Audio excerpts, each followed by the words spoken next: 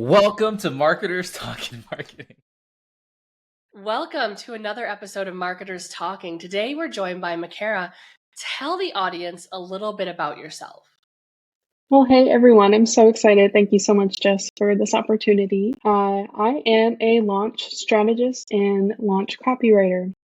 What that means is I work with people who, they are some sort of coach, or they have some sort of online course, or some sort of one-to-one product or service where they primarily online, and I write launch copy or sales page copy for them, which can entail everything from the actual long form sales page, or, when you buy something online and there's that checkout page and there's words written on there like, wait, are you sure you didn't want to do the XYZ?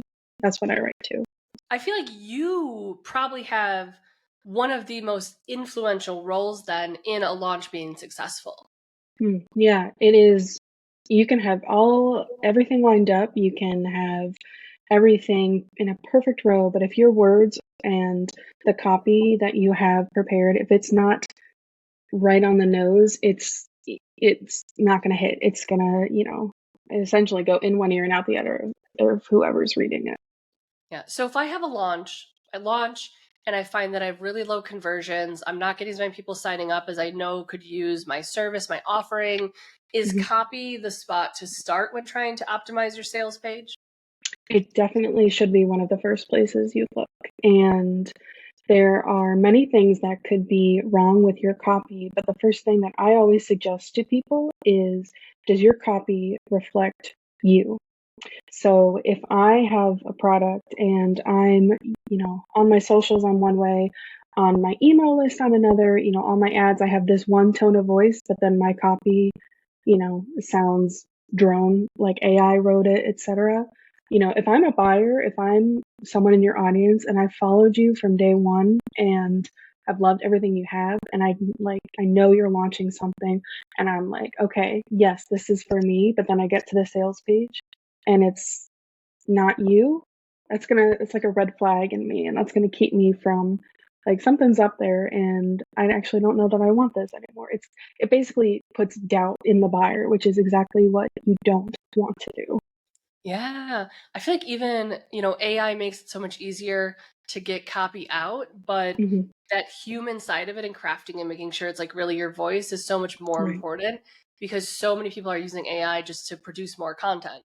Right. But it's not always good. I always think it's funny when people say like AI sucks at writing content often too. I think back because there's a lot of humans that are really bad at writing content. Yeah.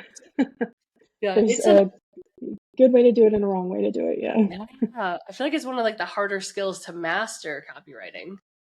It is, because there's a lot of psychology behind it, which seems, so obvious. But if you can't understand, the basic psychology behind sales, the buyer's journey, sales funnel, all of these processes that come together, if that's not clicking, then when you write, it's going to be really obvious in that. And, I say that with no shame, but there's definitely a skill to it.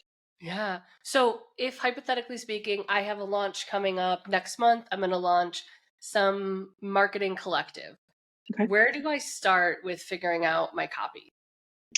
So I would look at, if I were coming in, I would look at all of your materials, all of your established materials, even if you haven't written any sort of, promotional material, lead magnet, even if you haven't written any of that, I would look at your pre-existing materials and I would look at your email list, because that would give me, first of all, your voice. That would give me insight to your voice, how you write, how you portray yourself. But it would also give me insight into what your audience wants, how your audience responds, and, what emails are they more inclined to open? What emails, do they click through? All that sort of thing. So you want to make sure, like, from the very, very foundation of what you're doing when it comes to copy, yes, it needs to be in your voice, your personality, but it also needs to be something that your audience wants and will respond to, because that's another thing. Like, I can promote a launch all day, but if I serve people for copy and I, launch a membership on making tables, I don't know, something, the extreme opposite of what I, do, it's not going to line up. Like maybe I'd get someone to do it, but that's not what my audience is following me for. That's not what my audience is looking at me for guidance for. Yeah. So you're looking at emails you've sent in the past, like Mhm. social copy, and just to see how are people engaging. And Yeah. then as you start mapping out your copy, what do you need? Can you launch with just sales copy and an email? Do you need to have a lead magnet? Do you need to have a ton of content already created? It definitely depends on the size and responsiveness of your audience, but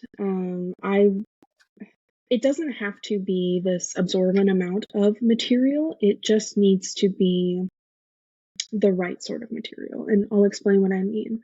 So if you're launching a product, there are two ways that you can do it. You can do a live launch where it's, you set it up. Typically, you host a webinar and or some sort of live event where people come to it and they're entering into the sales funnel from there. So they've attended this event where it's related to the course or service that you're providing, and then they enter into the funnel where it, dwindles them down to that final signature offer, I'll say. So if you're doing a live launch, you need whatever that first attraction piece is. You need that copy for that. Even if it's a webinar, you want to know what you're saying. You want to be prepared for that lead magnet or some sort of training that they come to, and then you want copy that's going to lead them through that funnel, which would typically be emails. And so those emails would play off of that first introductory thing that you did and then prime them and leading them to the sales page. Now, people are going to jump from that first event to the sales page anyway because humans are curious. Humans want to know, like if they're interested in something, at least if you're anything like me, I'm going to want to see what it has, like what you're actually offering me, and I want to see how much it costs. And if, I can afford it, I want to know all of the details. And that is what those emails do. They answer those questions and they, quell any doubts that a buyer will have. So that's one type of launch. Another type is an evergreen, which is because with live launches, you can go live 3 or 4 times a year or however many you want. I would say typically once a quarter. And then once it's done, you can't go back to that offer unless you're through other channels. Evergreen launches are like all the time. People can click that lead magnet on your socials or wherever you're promoting and automatically be entered into that funnel. So again, it's similar in that those copy needs are similar in what you need, but it's really that introductory piece, like what's getting them to that initial setting point from the launch. Okay. That makes sense. It's interesting too because I feel like I'm seeing, I almost want to say fewer, I feel like 10 years ago, or maybe 5 years ago, a lot of people would launch like monthly. There's always something launching. And now Yeah. it does feel like they're pulling back to like a quarterly launch or, Yeah. 3 times a year, or just less. I was like, wait, hold on. Is 3 times a year quarterly? No. Every 4 months. And they're launching a bit less. So maybe there was some fatigue in the market for people consuming services on that side. Is Yeah. there Oh, sorry, you go. No, go ahead. Oh, I was gonna ask, is there a spot where when people are starting to put together everything for this launch, is there a common pitfall that you'll see people run into or something they often overlook including? I guess my standard answer would always be it depends. But I think what people don't realize is the amount of work that goes into a launch, and not necessarily the work that they need to do, but like what work that they might want done. So like if you're creating a whole new, like additional to your website, a sort of landing page that someone's going to come to from this launching point, are you building that? Are you hiring a designer to build that? What sort of thing, like how are you going to make that happen? And then with the copy, are you writing all of the copy or are you going to hire a copywriter? And for promotions, how are you going to promote? Where do you want to promote? Do you want to set up a whole new email list so that people who come into the funnel, they're, start in this one segmentation and then get grandfathered into your other, your normal newsletter email list? It's just, there's a lot of components to a launch, and they don't have to be overwhelming, but there are a lot of moving pieces, and I guess a lot of people don't, no fault of their own, they don't realize all that work that goes into it. Yeah, I feel like you definitely need a project plan and Yes. something to track it all. Are there people that you think are doing it really well? Certainly. I mean, success is, I think, is highly individualistic. If you are, I know it's not everyone's goal to, have an absorbent amount of money. Some people just want enough money that they don't need to worry. And so if you're determining success by monetary gain, if you have enough to people attending your launch, because conversion rates, I believe it's 1 to 3% like conversion. So, but if you have 5,000 people attend this launching, point, I'll say I'm not a mathematician, but that's still a good amount of people. 1%, I think 1% of 5,000, is that 500? Yes. I don't know. Okay, yeah, that's still a good amount of people. It's 2 zeros off of it. Yep, there you go. Yeah. So that's still a good amount of people. If you're selling a course for $500 or $1,000, that's, that's, it's really good. But if, there's certainly people who are, doing huge launches. There's a copywriter that I follow. Her name is Alex Catoni. She is, very well known in the copywriting industry. She is, she's just opening doors to a new sort of like teaching component that she has, and I feel like she primes her audience very well, because I follow her on socials and I'm on her email list, and there's never a discrepancy between the two. So what her emails are saying, if I go to her social, which is her sort of like backup, it's always right there. So it's connected. And I think that's another huge component, making sure, because again, humans are curious. They're not just going to give you money like that. They're going to want to check you out, vet you out. And so you need to make sure that, I'm not saying everything has to be about your launch. Everything has to be, you can only promote your launch on whatever platform you're using. But if I'm on your newsletter and you're sending a promotion about whatever course you're promoting, and I go to your socials and I don't see anything about that, that's a discrepancy to me. And so I think it's successful when across the board I can see what you're promoting, because that's just, that's priming me, getting me ready to buy. Yeah. I feel like especially when it comes to one-on-one services, or if you're building like an education or a training course, people also want to know that they're getting their content and they're learning from a person that they trust and that they want to, I don't want to say be friends with. I feel like that's the way a lot of people go with it, but someone that they want to learn from. Yeah. Yeah. And so having that personality and being a multifaceted human being, I could see going a really long way in being able to help someone feel comfortable and confident in working with you.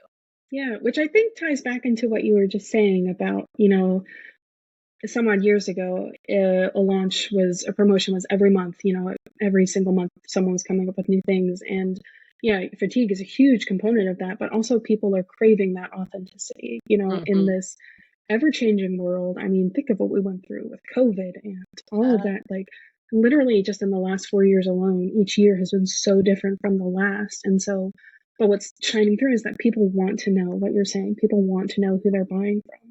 And so using that time to prime your audience for whatever service you're launching, it's kind of like a double duty. Your audience may not be aware that your regular weekly or bi-weekly newsletters are priming them for whatever you have upcoming, but at the same time, it can be planting that seed, just showing them that you care, you're invested in who they are, even if I've never spoken to you, or they've never spoken to me. Like those emails, if they're inspiring and if they are relative to what I signed up for in the first place, they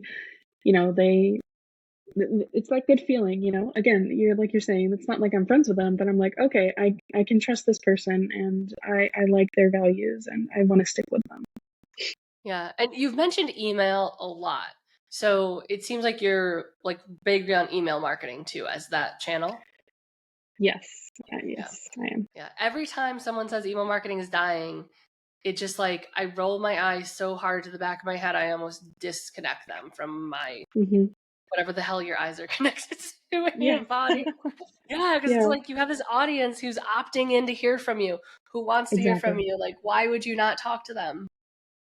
It's like you have a stage in, whatever big stadium you live nearby, and people are sitting there willing to hear everything you're saying. It is like an almost perfect platform to speak to your audience, and it's way more reliable than any sort of, in my opinion, any other sort of social media or advertising platform. Like, remember a couple of weeks ago when Meta went down, and like so many people, if you're relying only on social media and like Facebook ads or Instagram, whatever, to promote your services, what's going to happen? Like, you think that's never gonna, I don't say this judgingly, but you think that's never gonna happen again? Like, it's gonna. And so email gives you that space to prime your audience, establish connections. And if you're doing it right, you can even, establish relationships. Some people really want, I know I've gotten emails from people I've signed up to receive marketing news from that I've responded to. And, it gives whoever that subscriber is, it gives them a voice if you're doing it right. It makes them feel seen, and it also gives them that platform to speak back and, just establish that back and forth that humans crave. Yeah. And on the Meta being down note, hopefully it hasn't happened to anyone listening, but how often do we see people also lose their social account or get hacked and have someone take it over? And if you spend all this time building your profile and your presence up on a platform that you don't own, you're building on rented land. And who knows when that might go away? Or, Twitter gets taken over by Elon Musk and everyone flees. Or TikTok, supposedly getting banned, or, it's just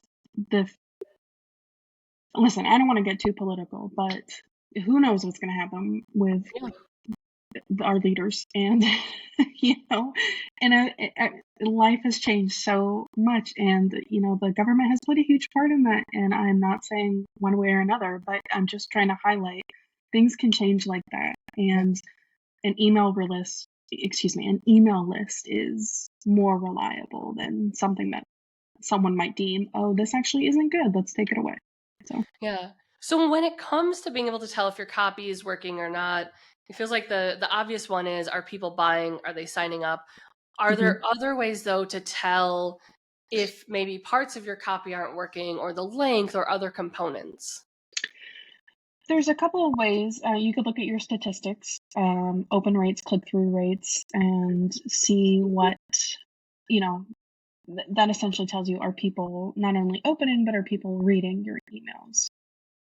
But aside from email marketing, like your sales page or your lead magnet, one way that you could test to see that it's working is actually reaching out. So let's say for a lead magnet, you could do a follow-up survey with whoever signed up for that lead magnet and ask them just a couple of questions. Did you find it beneficial? Did you not find it? If you didn't, like, what could be improved? And you can even do that with subscribers, or do a poll on Instagram. There are many ways that you could ask your audience what they actually think is working or what they think needs to be improved. I think that would be a great first place to start, because you're serving your audience. You want to make sure it's tailored to your audience. You can also, like for emails, do like A/B testing. So half of your list gets one email, half of your list gets the other, and see which performs better than that. You could even do that with sales pages. Direct your clients to one form of a sales page or another, and see, look at the numbers to see what's performing better. Yeah. Do you have like a favorite email sending tool that you use or advise clients use? I'm in between right now. I'm actually, this is something I've been thinking about this week. I started out with MailChimp, and I don't know. This is for me, I'm very picky about things and I'm very particular about how I want things to work. So right now I'm trying out, I don't know if I'm saying this right, Clavio? Flavio, yeah, Clavio. yeah. I'm trying that right. Actually working on building my a welcome series on that platform right now. Yeah. And so far so good. But I know a lot of people will highly recommend Flowdesk. A lot of people really like that one. So I haven't tried that one for myself though, so I don't know. I can't give my Yeah. recommendation. I haven't used Flowdesk yet. I've been seeing High Level everywhere. Okay, I don't think I've heard of that one. I haven't checked it out yet. Hmm. I remember I was on MailChimp back in the day when MailChimp was really like the starter tool, and then you'd eventually graduate to like a real ESP. Yeah. But they've gotten so much more expensive in the last year that Yeah. it's just ridiculous. So I'm a HubSpot gal at this point. Okay. All right. Yeah. Yeah. Yeah. But there's so many different, you can't really go wrong with whatever Right. tool you choose, as long as I think it works for what you're trying to achieve with it in that Exactly. regard. Yeah. Are there other things that people should be thinking about using or keeping in mind?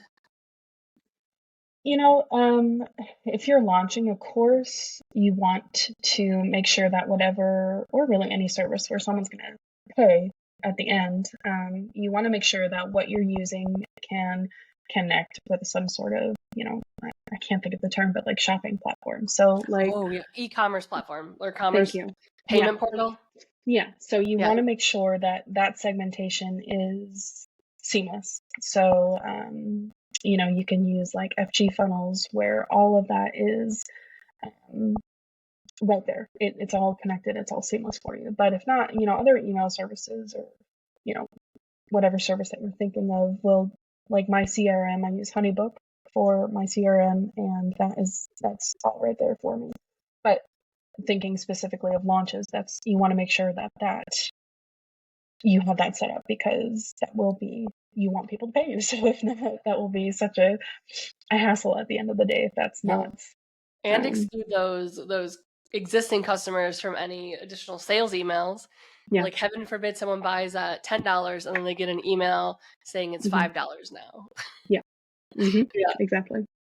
Oh yeah, payments. Yeah, I feel like that when I would think about launches, that is not top of mind too. So I think that's a great tidbit for anyone listening who's thinking of having an upcoming launch. Yeah. And not to, shameless plug here, but that checkout page, that whatever source you're using, that's a great overlooked place to put in some copy. Not even like, not even saying like you have to buy this, that sort of thing, but even just that's a great place to like highlight your personality. Like if you're, I don't know, I'm not like clever or anything, but it's a great place where you can say like, thank you, however, like how you would thank a friend, like saying you're talking to your best friend, like put that in there, like showcase your personality every single chance you can, because that really just establishes that know, like, and trust. So yeah, that's a great point, that it's not they bought and then you just drop off the face of the earth until it comes time to like deliver your service. Right. Yeah. That's my number one pet peeve I think I have with a lot of B2B brands. When I go and if I see like a template or a resource that I download that I'm interested in, and then I just get like a super generic thank you page.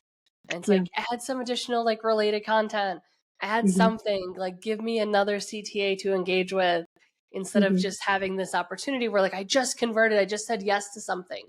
Give me something else to say yes to. There is she's a strategist. Her name is Iman Ismail, I think is how you say her last name.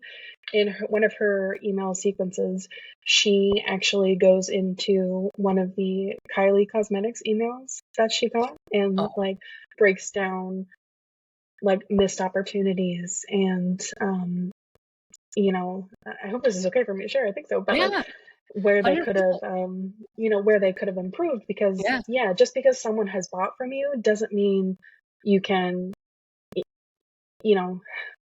relax in a sense. You still have to show up and show them that especially if you're selling a course or a product that's, thousands of dollars. You don't just want to have people send you that money and then just be like not you. Like that's a big investment that people have entrusted to you.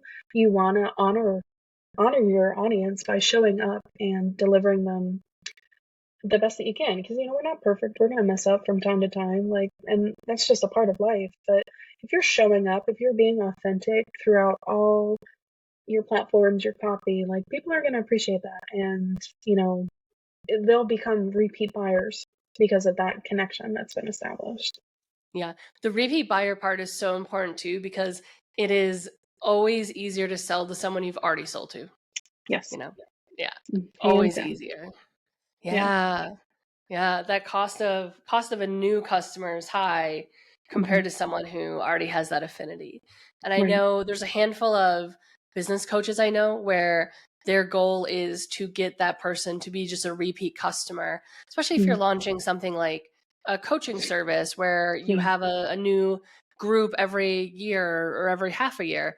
There's no reason that person can't keep signing up with you repeatedly. Right. And what if you have like some sort of mastermind where it's like a leveled mastermind? So one year it's like level 1, so to say, and then the next year it's level 2. You want to carry them through this journey, and so that's why it's so important to keep that connection, that relationship going. Yeah, you got to think about the long term. Yes. The long-term goal there. Yes. Yeah. Well, if people are interested in learning more about you, where can they go to work with you or just find out more about your approach to copy and content? So the best place to find me is my website, which is macsmithcopy.com. I shortened my name because I knew everyone would have trouble spelling it, and that's totally fine, no shame. So just macsmithcopy.com. I am on Instagram at macsmithcopy. I will say I'm not the greatest at social media. That's just not my forte, and that's okay. But I am on there enough so that if someone reaches out to me on that platform, I do respond. Yeah. Awesome. And we'll put all the links in the notes below. Thank you everyone for joining us, and we'll see you on the next episode. Yeah. Thank you so much for having me. All right.